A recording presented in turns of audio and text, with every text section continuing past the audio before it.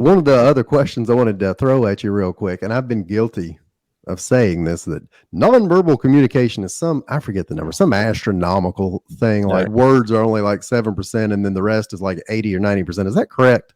No, it's He said nonsense. no. I mean, the reality is the amount of time, just as a joke, like I wrote a blog post like 12 years ago about like how the 93% of communication is nonverbal rule is not true, right? Mhm. It's on my website somewhere. If you look at the backlinks of that, I'm quoted in 200 places on the internet saying 93% of communication is nonverbal. And then when you click the link, it's me saying it's wrong.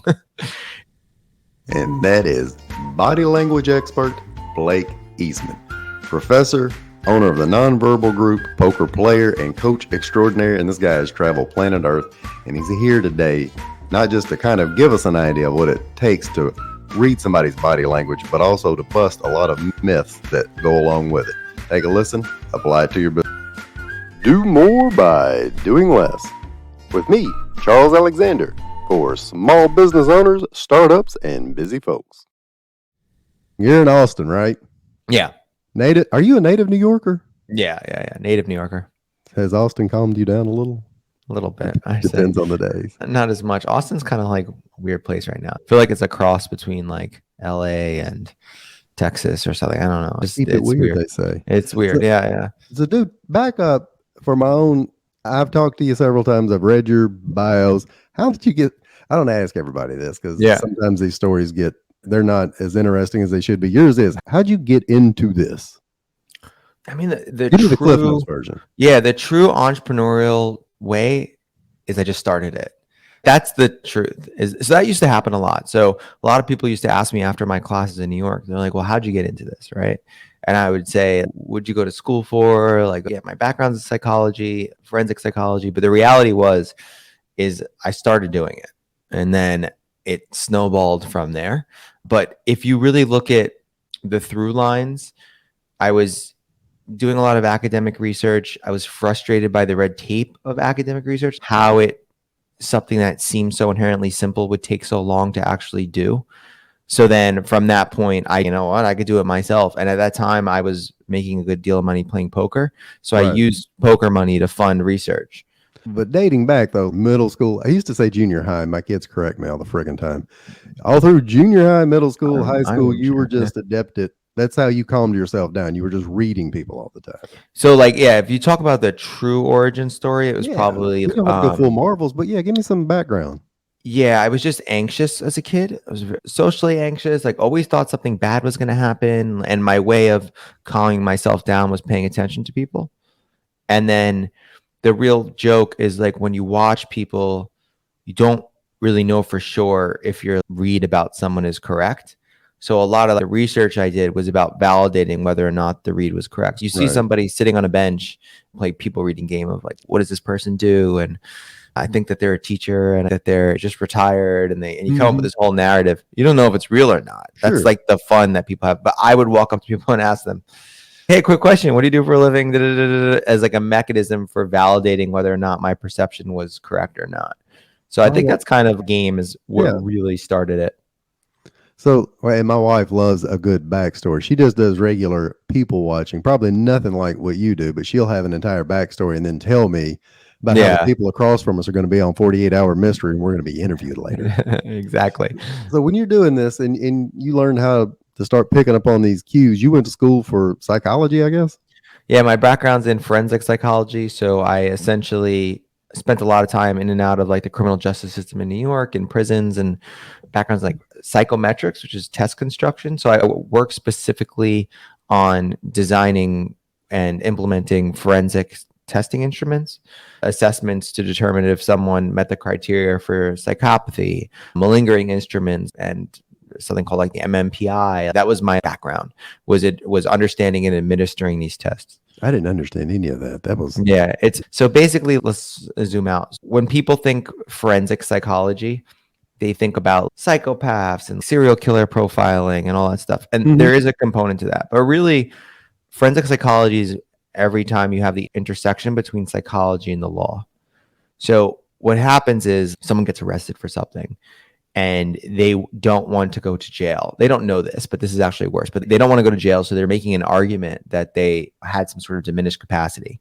So maybe somebody got arrested for something and they act like they were in a manic episode when it happened, and their sentence should be diminished, right? Diminished. The old insanity plea. Yeah, the old insanity plea. Now, there is tests and mechanisms that like a forensic psychologist will go in and administer like a battery of tests, and then they will discuss those tests with the jury and summarize them. And in those, and there's a bunch of different ones like MMPI and PCLR and like all these various tests. And those tests have been validated to help show if behaviors are in alignment with truth or not. So there's like these malingering instruments. So for example, I forgot the name of it, but there's this really cool malingering instrument that is supposed to determine if somebody says that they have an IQ of like 65 or something like that, right? And they're diminished in a certain cognitive way. What ends up happening is they ask a test where they're like, okay, what's 1 + 1? And then the person says like 2. And then the second question, the test might be like, what's the opposite of up? And they're like down. And what they do is they validate this test on populations of people that actually have a 65 IQ. So then when all of a sudden somebody's acting like, what's 1 + 1? They say 11. Right. They say of 99.6% of people that actually had an IQ of 65, they didn't answer the question this way, but you did. And it's just kind of this really cool way of being full of it. This is how you got, so taking all of this, you're reading context first before you just start making snap judgments. And this is what got you into poker, and this is what got you into the Nonverbal Group. Yeah, exactly. That's the problem. Most people, a lot of context is invisible. So you're judging people based on these invisible levels of context that you don't know. Somebody is, you don't know really what people are going through. So you picked up on, started playing poker for fun, and because you were able to figure out how to do this while you were a professor. Is that right? Yeah, poker was my job. I mean, even when I was teaching psychology at CUNY, my income was highly reliable on poker. I wasn't like making a professor's salary. I was focused on poker. And interestingly enough, the poker, like I wasn't, you think that like poker, psychology, reading people, that's playing poker. It's sheerly off the math. It was only like later in life that I do this full Dustin Hoffman counting cards. That's blackjack, but yeah, it's a similar type of thing. I could count cards too, but I never made a career out of that or never went that way. It was just like one of those things, you know, you're young and how can I make more money than working at the place that I'm working now? So it's like, oh, let me take on poker. And I'm an obsessive person, so got really obsessed with that game. But only later in life, when I did the largest study on poker tells, did behavior become a part of my actual way I played poker.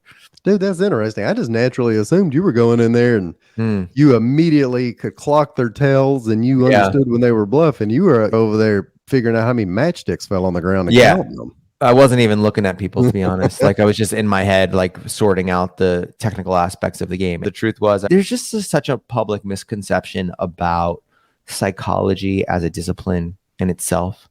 I've met people that have like dual PhDs in psychology, and a homeless person knows more about human behavior than they do. Sure. It doesn't necessarily mean anything. And also psychology is like so siloed off that, you know, you get a PhD in one area and like it's kind of a clinical psychologist and a forensic psychologist are going to have similar backgrounds, but ultimately their specialization really changes how they view the world or how they interact with people. And it's kind of like this. If you go to a doctor and your head hurts, and it turns out you have some sort of neurological damage, you don't go to your primary physician. They refer you to a neurologist who refers you to a specific, like there are just so many subtypes. When looking at, you're talking about context, I think that's the biggest thing that, you know, so what I told people I was going to have you on it, we'll find out what it means when somebody folds their arms, scratches their nose. And I had been around you enough. I was like, man, I don't really think it works that way. So explain to us what you do at the Nonverbal Group, and then how you tell us how you read context. Yeah. So a lot of the body language stuff out there that a lot of people really believe, yeah, it's just not true. People like standard body language advice would be like, oh, you know, if somebody folds their arms, they may disagree with what you said. But then again, you have to understand baseline and understand what they do or not, right? It's reading behavior is so much more complex than that. So reading behavior starts primarily with examining your perspective and your lens for the world as opposed to looking for behaviors. Because the reality is every single person is going to perceive the world fundamentally differently. And if you tell somebody who's high level of anxiety and they're feeling really down on themselves and they're reading a situation, they're reading it through that lens of anxiety and feeling down on themselves. So the first skill set that everybody needs to understand is how to reset your own perspective and reset your own perception, because humans are very victim to slight shifts in how they perceive behavior. Dude, I'm sure we don't have enough time for this, but Mm. how do I do that? How do I figure Yeah. out my perception? So a bunch of different ways. The ways to do it from a coaching perspective, and then there's ways to do it from like an objective perspective. So first, you can test for it, right? So you can show people a bunch of interactions and have them explain what's going on in the interactions and show them that they weren't right, that there was actually more things there. But I have found that like working with people, one of the more interesting things to do is to show them where they have created a perspective in their life that they hold to be very true, and then show them that the sources that created those perspectives were pretty crazy. I'll do this with people that you do it in politics. I was Right? going to say, do politics. Yeah, Don't get us yeah. in trouble, though. No, not in trouble, but you could do it with politics on both sides. So you get somebody that's, whether they're a diehard Democrat or libertarian or whatever, or Republican or whatever, and you ask them questions. And the trick when you ask the question is you don't make them wrong. So tell me like strong pride and strong belief that you're like a Republican. And they're like, yes, I am. I've been, my family has been. Let's explore. Let's see where you got that from. And what you'll find is if you really take people down this path of exploration, most people vote their party. They don't know what people stand for. They don't know the nuances. They don't know anything. And they'll start to realize like, wow, like if you do it right, yeah, I guess you're right. Like my dad was a Republican and that's what we were. And that's where the things. And I'm actually, I guess I'm more in the middle. And you'll find that most people actually in their belief structure are more just like, yeah, I like some things from Republicans. I like a couple things from the Democrats. One's not evil, one's not this. But when you view the lens of a world, and I've seen both sides, and I'm growing up in New York City, I grew up like super, super liberal, right? And that was the environment. And I never questioned any things like that. You know, guns were bad. That was just a thing. Guns were bad. And then I started traveling outside of New York, and people grow up with guns and they're cool sometimes, and I actually like them and I actually enjoy it. Like, this is counter to what I'm saying, right? Like, oh, wow, like I never knew. And then you watch the news and they talk about things and you listen and, oh, wait, you hear the other side of the argument. And it's like, the news got it wrong. That's not actually right.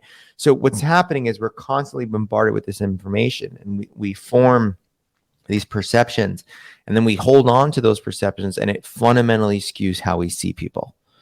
So when we're applying this to somebody that owns a business and people won't buy from you because they're cheap or they don't understand the need of it. It's us needing to figure out what our perception is and then maybe look at the other side of it. Or the same when dealing with an employee. They showed up 5 minutes late. They're lazy. We need to challenge those beliefs before we do anything else. Or, yeah, we need to not only challenge them, we need to see which are our default beliefs. So you talk to a business owner that's really frustrated about people being cheap. They're going to see cheap in every sales call. Even if the person just asks the question, so listen, how long does this engagement last? Like, there he goes, another cheap person, right? We're so biased that a lot of the work is about seeing like where you're biased and where you're, but way before you look for like if someone's smirking or looking down or looking up or whatever, it's the wrong kind of conversation. So once we figure out a little bit, probably a lifelong pursuit to figure out what your own biases and beliefs are. So once you kind of grasp that there's other ways to look at if you're trying to analyze me right now, what is step 2 at that point? Yeah. So then step 2 is usually, I mean, there's a bunch of different ways of doing it depending on the context, right? But a lot of the time what you're seeing on somebody's face is not a open display of information. People make it seem that way. But there's a lot of miscalibration. For example, there's this concept I always talk about of social coordination. So right now, as me and you talk, you shake your head, you ask follow-up questions, you squint, you do all of these things. You're not doing it for you. You're doing it for me. Like I say something interesting, you're not going like, oh my God, that's so interesting. Because if I said this in a video and you were watching me on a video, you might just go, that's interesting. Yeah. But because of the fact that you're in a social construct and you're trying to coordinate with me, you're doing that for the benefit of me. Some people out there, for example, don't have that social coordination. Sure. So you talk to them and you say something to them And and they just kind of look at you. Now, what people make that mean is they're not following me, they're not paying attention, that guy is rude or disrespectful or whatever, when in reality, they just don't have the mechanisms for social coordination. In a social environment, that's kind of the first step, is seeing who has a high level of where do people exist on the spectrum of social coordination. Is there such thing? So we have all of these communicate or personality types to such a degree that if I ever hear somebody say Myers-Briggs ESTJ again, that I'll have a seizure. But is there such thing as communication types? That's a great question. A really good question, actually. I would say yes. There's a style and type and architecture in terms of how people communicate. What my problem is you never want to see people as the label, right? So that's one of my frustrations with like Myers-Briggs and things like that. Like people will come to me and they'll say, no, I'm an INFTJ and this is what it is and da-da-da. And I'm like, well, that's a good base. It's a good way to understand a little bit about your behavior, but it doesn't mean that you have to be that forever.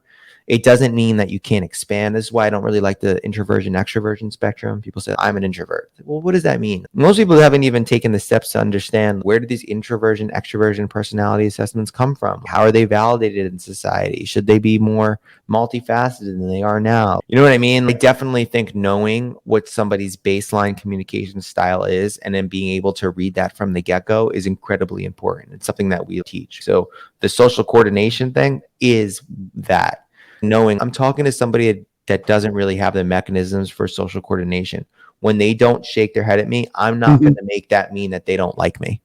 When you guys do work as the Nonverbal Group, that's part of what you're doing. You're recording with their permission, obviously, meetings, interactions, and then you're coming back to whoever, the boss or the employee. Are you explaining to them how other people perceive them and ways that they can change it? Or are you explaining to the rest of the team, hey, Blake's actually a good guy. He just doesn't like nodding. He got slapped in the head for nodding as a kid, and he hasn't done it since. Yeah, that's what we bring to the surface.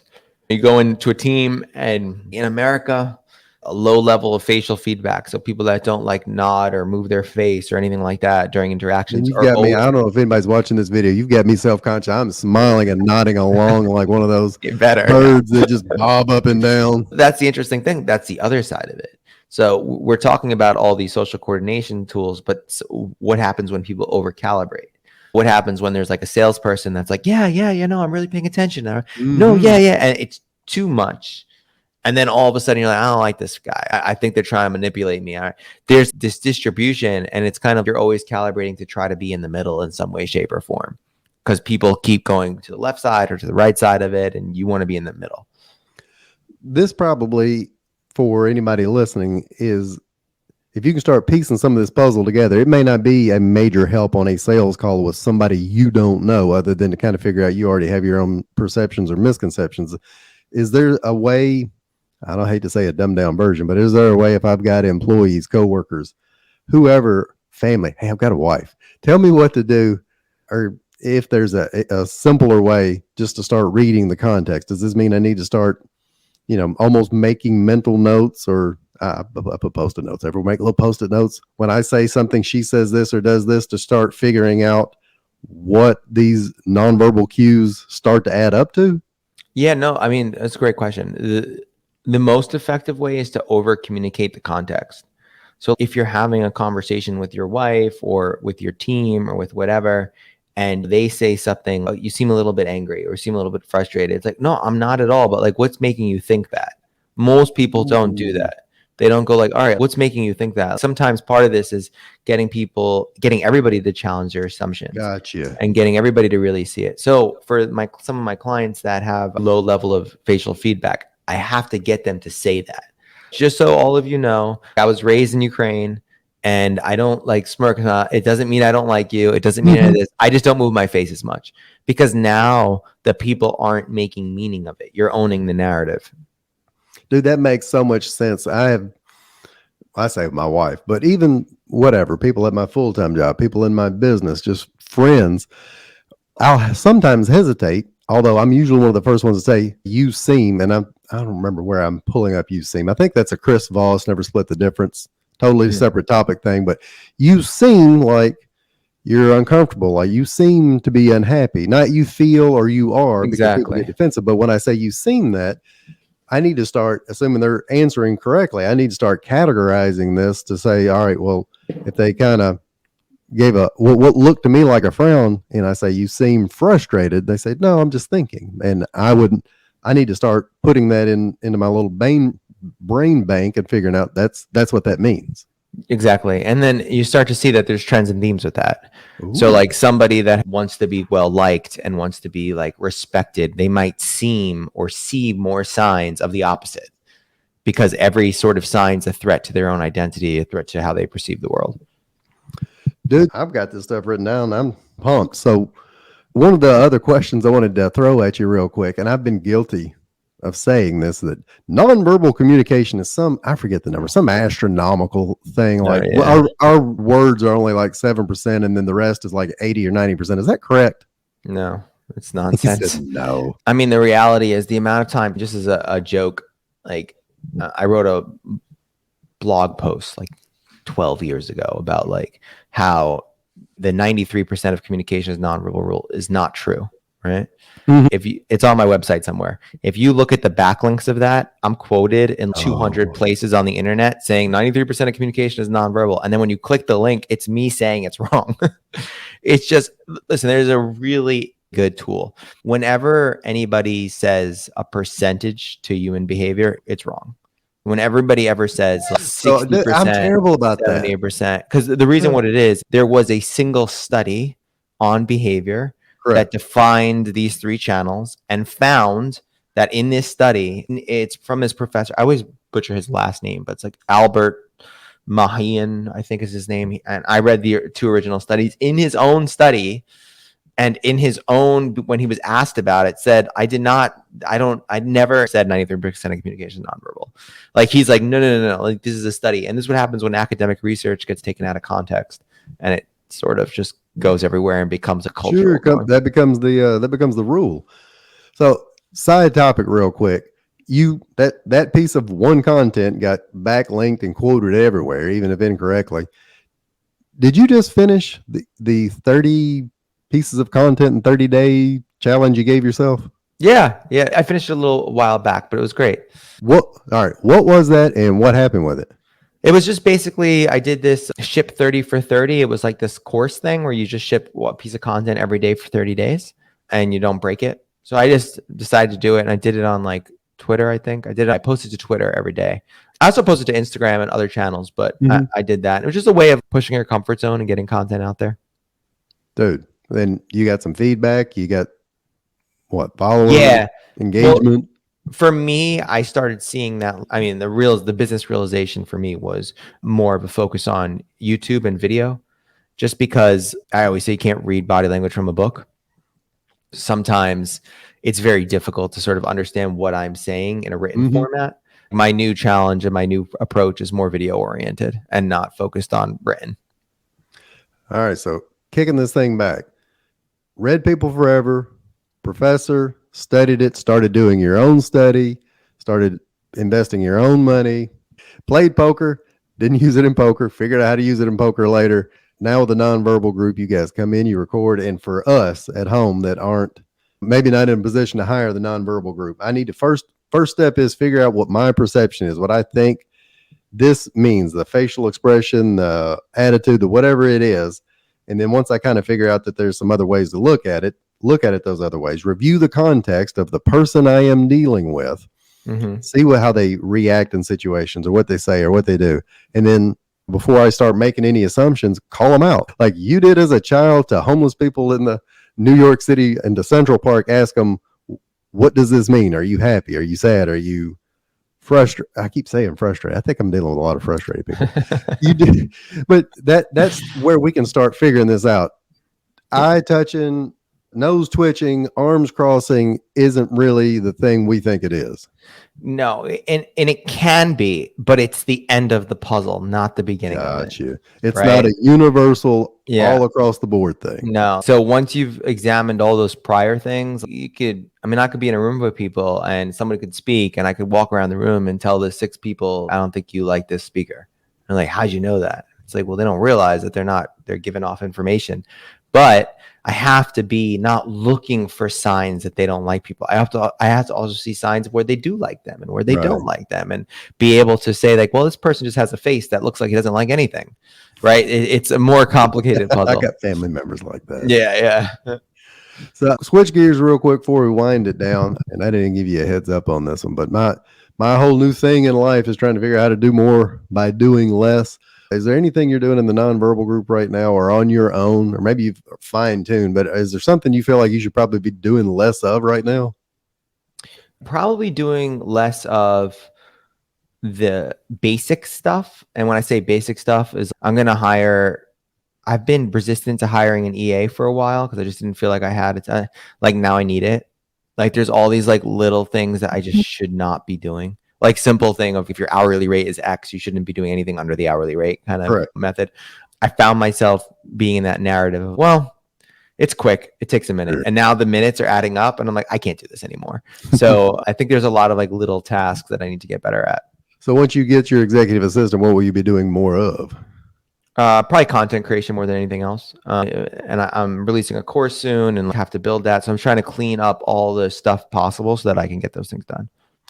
Dude, that's our time. I appreciate it. How can somebody find you, get in touch with you if they want to? Definitely check out Blake at nonverbalgroup.com is my email, but you can also go to nonverbalgroup.com/newsletter. And we do a weekly newsletter about these themes and different productivity and personal development type stuff. I'm on the newsletter list. I can tell you it's a must read for me.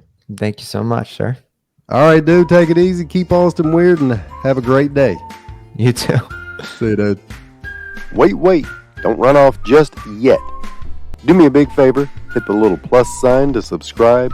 Scroll down wherever you are and leave a very honest 5-star review and tell other people why they should be listening. And if you don't, an angel may in fact lose its wings. True story. Have a great day.